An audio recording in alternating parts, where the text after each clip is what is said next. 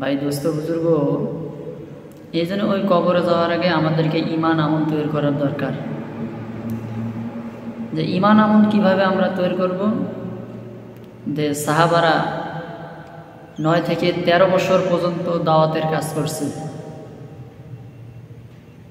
আল্লাহ পাক যে আমাদেরকে জ্ঞান দিছে, এই জ্ঞান আমাদেরকে খাটাইতে হবে।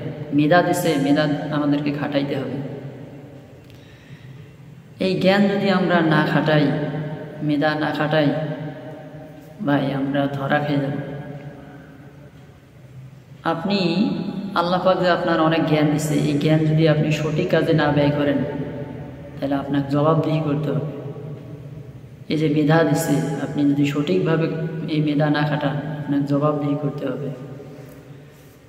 দেখেন ভাই, আল্লাহ পাক কোরআনে অনেক কিছু ইরশাদ করছেন, যে বলাইতেছে যে একটা লোকের মধ্যে মাথার মধ্যে যেরকম মেধা, সে ওই মেধাটা সে কম্পিউটারের কাজে লাগায়।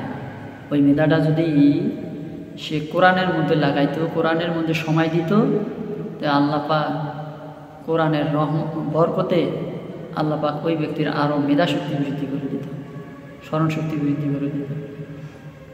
ভাই দোস্ত বুজুর্গ, যে কবর বিষয়ে যে আমি বললাম, ওই কবরে যাওয়ার আগে আমাদেরকে ঈমান আমল তৈরি করার দরকার। যে ব্যক্তি 5 ওয়াক্ত নামাজ কায়েম করবে, আল্লাহ পাক তাকে 5টি পুরস্কার দিবেন।